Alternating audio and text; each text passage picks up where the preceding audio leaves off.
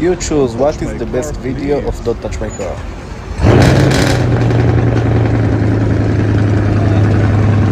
You know what is Don't Touch My Car, please?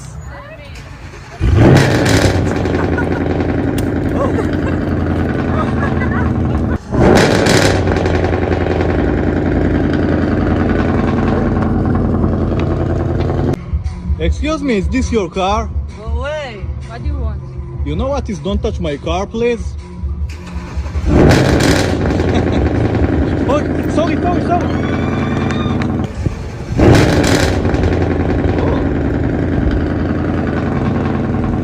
Don't touch my car, please.